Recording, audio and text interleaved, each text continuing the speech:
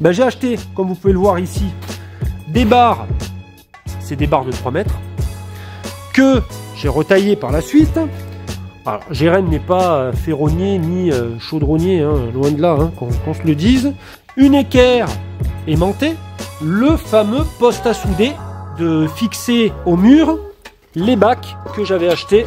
Voilà, vous voyez. Et là, vous avez donc l'isolation pour le plafond du bureau. Eh oui, parce que j'ai projeté aussi de faire donc l'isolation. Fasciné d'automobile depuis mon plus jeune âge, mon hobby, acheter au meilleur prix des véhicules aux 4 coins de l'Europe, voire du monde, pour ensuite les remettre en état et les proposer à la vente. Du véhicule sinistré au véhicule de collection, les surprises ne manquent pas. Le plus compliqué, respecter le budget et tenir les délais. Bienvenue dans Gasoline Auto.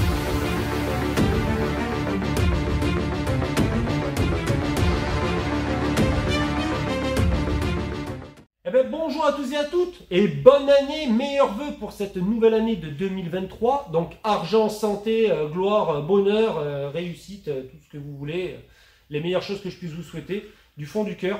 Vous avez pu voir dans la miniature, petit réaménagement partiel du local de Gasoline Auto. Allez, on perd pas de temps, on va regarder ça de suite ensemble et je vais tout vous expliquer. C'est parti. Alors comme vous pouvez le voir, donc en plein réaménagement total du garage. Alors là, je suis en train donc de fabriquer un rack pour les pneumatiques. Comme vous pouvez le voir ici, j'en avais marre d'avoir tous ces pneus, ces jantes et tout là qui sont stockés. Donc bon, là c'est parce que j'ai débarrassé le coin où vous avez vu. Donc ici, mais voilà, ils étaient tous empilés comme vous avez pu voir dans certaines vidéos. Ça faisait dégueulasse, ça commençait à me gonfler. Donc je me suis dit, ben allez, tu vas fermer une semaine, tu vas faire un petit réaménagement total du garage pour pouvoir reprendre 2023 dans de très bonnes conditions. Et donc là, j'ai commencé déjà à faire donc le premier. Alors, vous allez voir par la suite, hein, il va y avoir des pieds là, à hauteur de 10 cm parce que tout simplement pour pouvoir balayer dessous. Ça va être donc la première rangée pour pouvoir stocker les pneus. Et ensuite de ça, après, il va y avoir donc une deuxième rangée comme la première que vous avez vue précédemment qui va venir donc là en dessus pour faire donc une deuxième rangée de stockage. Et peut-être même voir une troisième rangée de stockage, je sais pas. Je pense que oui. Après, je vais voir comment déjà ça va se passer là, parce que j'ai rencontré pas mal de péripéties entre le fait donc d'aller chercher la ferraille. Ensuite de ça là, donc ce matin, je suis tombé en panne de fil à souder. Voilà, une belle galère. Alors, comment ça se passe? Tout simplement, ben, j'ai acheté, comme vous pouvez le voir ici, des barres. C'est des barres de 3 mètres que j'ai retaillées par la suite. Et donc là, je suis en train donc de finir mes soudures. Voilà un petit peu ce que ça donne une fois fini. Alors, Jérém n'est pas ferronnier ni chaudronnier, hein, loin de là, hein, qu'on se le dise. Voilà. Mais j'ai déjà fait un petit peu des portails, notamment quand je travaillais un petit peu avec mon père, quand ils achetaient des villas, hein, mes parents, et ben à chaque fois, généralement, on refaisait le portail avec mon père, voilà, et on allait acheter tout ce qui était les fers forgés et tout. Voilà un petit peu ma meilleure amie, la disqueuse. Et puis, bien entendu, le masque à souder qui va bien. Les gants, tout défoncés, mais très très bien pour la soudure. Une équerre aimantée, et qui va très très bien d'ailleurs. Des pincettos, voilà. Et bien entendu, le fameux poste à souder sans gaz. Alors c'est avec un fil enrobé. Je vais vous montrer un peu. Alors le fil enrobé, ça se passe en fait tout simplement comme ça. Donc ça c'est du fil enrobé de diamètre 1. Là, comme vous pouvez le voir. Hop là. Pour une buse de 1. Parce qu'à chaque fois que vous changez donc l'épaisseur du fil, bien entendu qu'il va vous falloir changer par la suite la buse. Forcément, c'est elle qui vous fait le passage du fil. Alors, j'ai prévu aussi, parce que voilà, j'en avais un petit peu ras-le-bol, j'ai investi donc dans des machines à pneus et tout, ça c'est très très bien, pas de souci là-dessus. Mais le problème, c'est que j'ai pas eu le temps de fixer au mur les bacs que j'avais achetés. Voilà, vous voyez, pour pouvoir mettre toutes les masses à l'intérieur. Donc ça pareil, ça va être fixé. Ensuite, bon, là-bas, on en a encore un autre aussi, avec, ben voilà, les fameux rails qui vont venir là, comme ça, donc, au mur, pour pouvoir ensuite de ça, derrière, venir clipper les fameux bacs de rangement. Et là, vous avez, donc, l'isolation pour le plafond du bureau. Eh oui, parce que j'ai projeté aussi de faire, donc, l'isolation au plafond du bureau. Parce que là, si vous regardez bien, à certains endroits, hop, ouais, ici, notamment là, voilà, celui-là et celui-là, et ben dans les nœuds là, donc il y a un trou, le nœud du bois il s'est barré, et ça fait que du coup, ben ça fait une sortie d'air, une prise d'air, voilà, hein, un défaut d'étanchéité quoi. Donc niveau isolation, c'est pas trop top. Et puis après, ben, bien entendu, un petit peu de rangement, parce que ben, là c'est un peu le bazar. Là, les sièges, ils vont pas tarder à partir, je vais les démonter, ils vont pas tarder à partir en Pologne, je vais les faire refaire en cuir. Oh, les sièges, ils ont 1 an, ils étaient neufs quand je les ai eus. Regardez un peu. Oh, franchement, qualité de merde. Et pourtant, j'ai payé 100 balles la chaise, hein, donc pour vous dire. Hein. Voilà, j'avais dit, ouais, je vais quand même mettre un budget assez correct et tout au niveau des chaises. Et là, en 1 année et demie, voilà la gueule des chaises. Donc, je vais les démonter, je vais les mettre dans un carton. Je vais envoyer juste les assises et le dossier. Et je vais envoyer à mon cellier là-bas en Pologne. Et puis, il va me les refaire nickel. Ça, normalement, ça doit dégager. Hop, je vais mettre une armoire ici propre. Et puis, après, tout ce qui est les volants, donc l'as du volant cuir, hop, ça va tout dégager là-bas chez moi, à ma nouvelle villa. Ah ben, d'ailleurs, oui, je vous ferai aussi une vidéo sur la nouvelle villa. Voilà un peu. Eh ben, allez.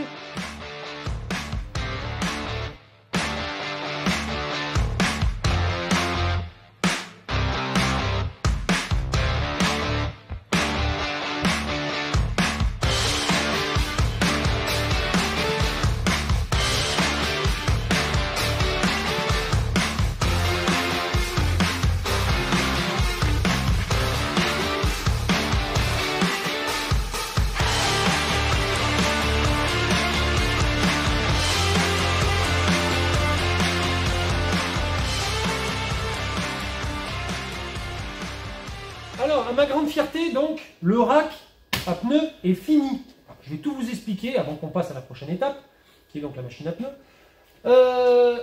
Pourquoi j'ai fait un rack à pneus, on va dire artisanal, et pourquoi je ne suis pas allé sur Internet en acheter un directement.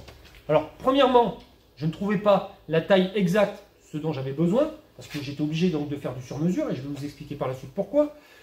Deuxièmement, quand j'ai vu les tarifs, on est au bas mot à 300 €, donc ça m'a laissé un léger goût d'amertume dans la gorge. Et j'avais aussi donc besoin d'une hauteur spéciale. Pourquoi? Parce qu'il fallait qu'une fois que les 2 rangées de pneus étaient installées, que je garde de la visibilité au niveau donc, de la vitre du bureau pour voir au portail si quelque chose se passe. Combien le rack à pneus m'a coûté? Il m'a coûté 84 € de ferraille. J'ai passé une journée pour le faire et j'ai dû acheter une bobine de fil de MIG fourré qui m'a coûté, écoutez bien, 100 €. La bobine de 5 kg. Donc ouais, j'ai eu du mal à m'asseoir, mais j'ai même pas dû m'asseoir. Je suis allé donc la chercher en face du garage chez Proliance, mais j'ai quand même eu du mal à marcher, je peux vous le dire. Les 100 €, je les ai sentis passer. Ouais, j'ai Sam derrière qui me fait 100 €. Oui, 100 € Sam, la bobine de fil. Donc autant te dire que je l'ai senti passer bien. En longueur, il fait donc 2,64 m. En hauteur, il fait 87 cm. 84 cm. C'est moi qui dis des bêtises, 84. Il fait 7, 67 et 10, ça fait 74 et 10. Oui, 74 et 10, 84.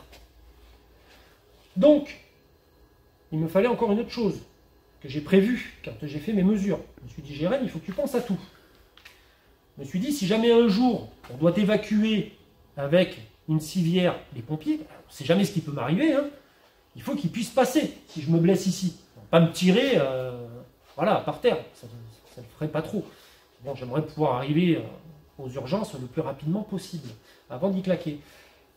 Alors, j'ai regardé un petit peu sur Internet.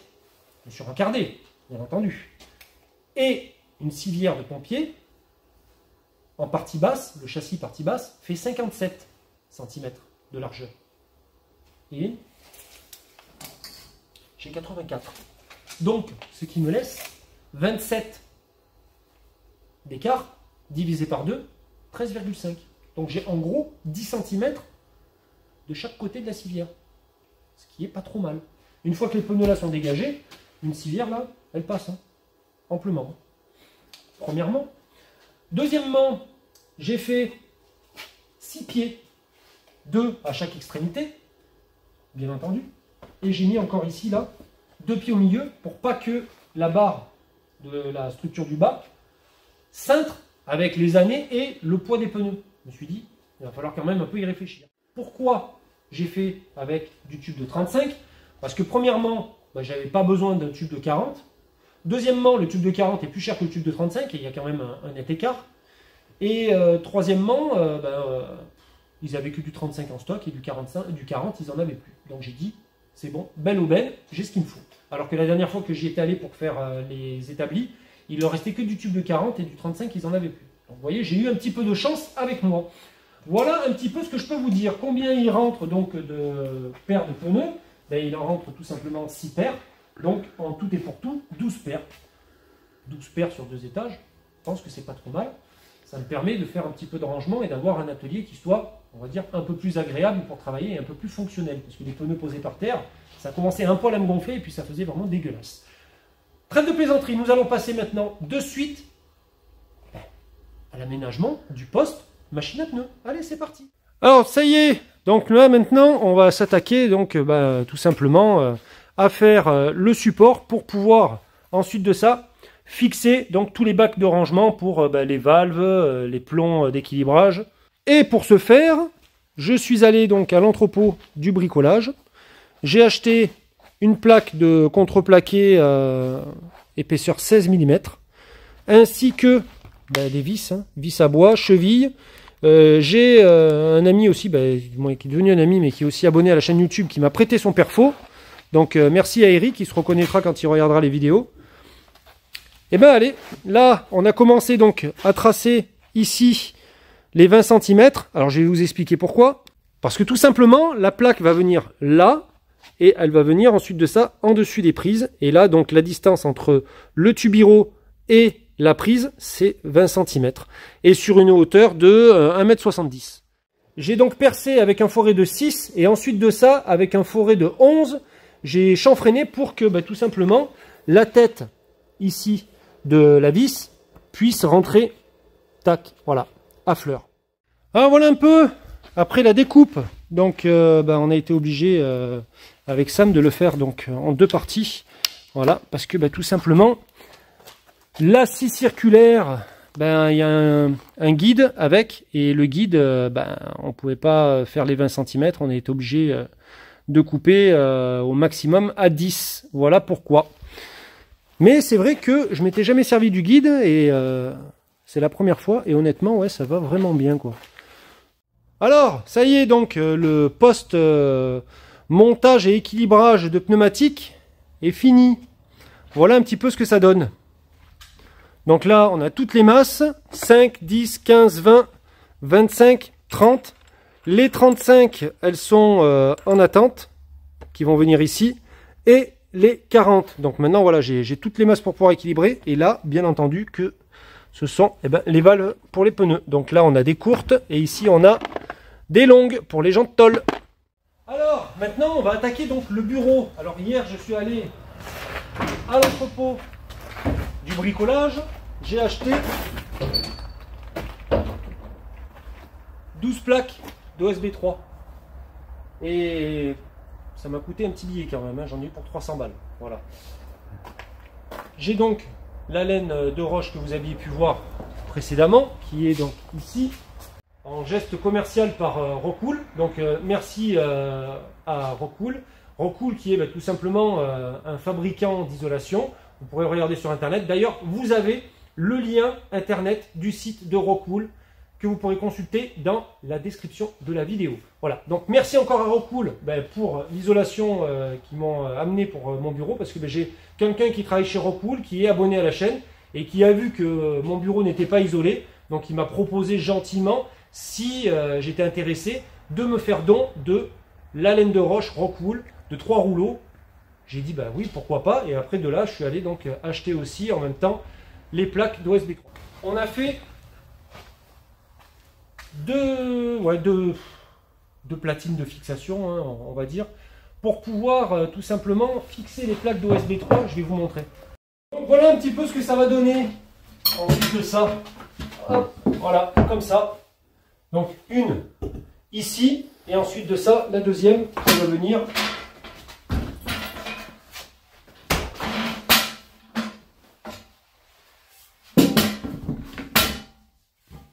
Là. Ce qui fait que de suite, on aura un support pour pouvoir mettre après les plaques OSB 3 avec la laine de roche. Alors voilà, donc les fameuses fixations dont je vous ai parlé, pour pouvoir bien entendu fixer les plaques d'OSB 3, vu que là on n'avait pas de poutre. Alors, j'ai récupéré donc un morceau de cornière, comme vous pouvez voir là, que j'ai percé pour pouvoir me faire une équerre. Bien entendu, je les ai installés avec le niveau.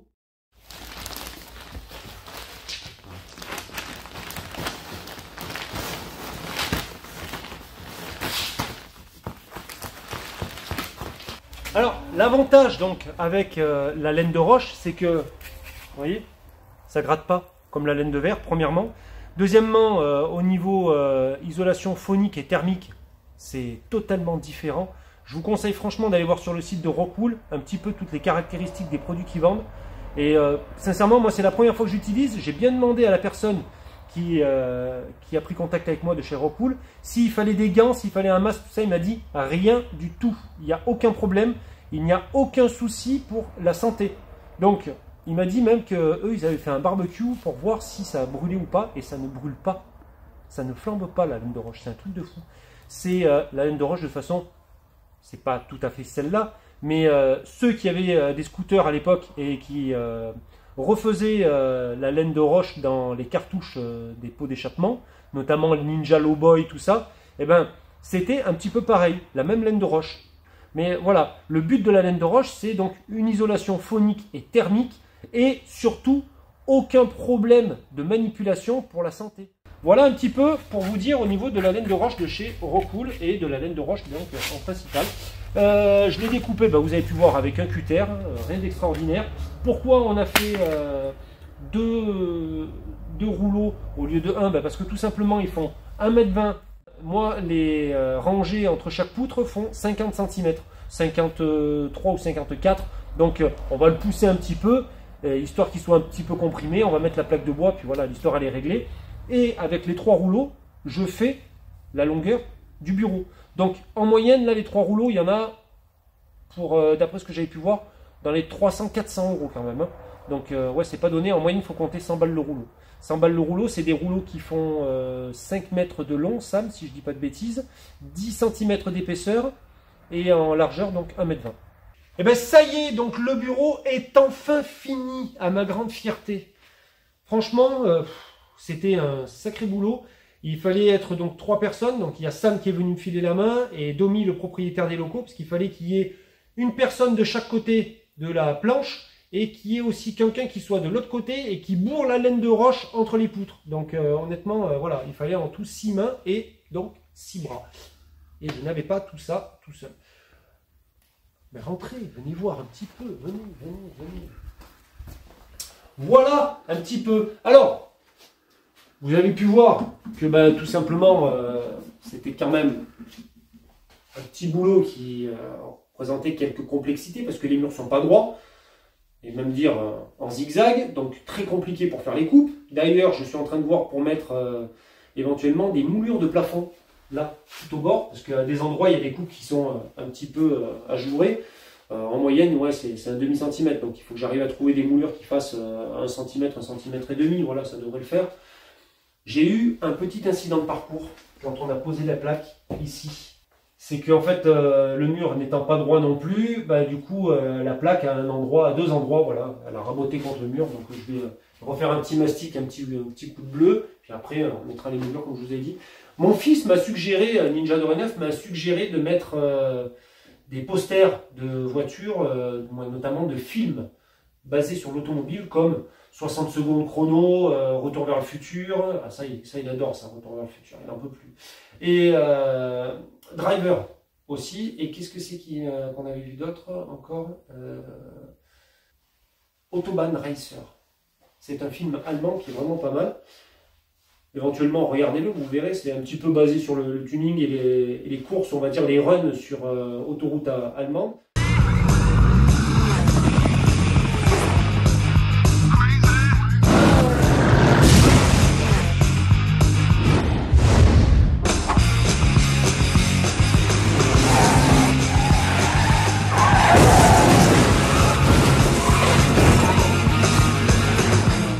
Merci encore à tous et à toutes de m'avoir suivi sur Gasoline Auto.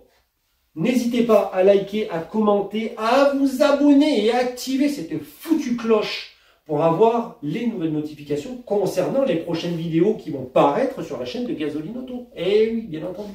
Allez, merci, bonne année, bye.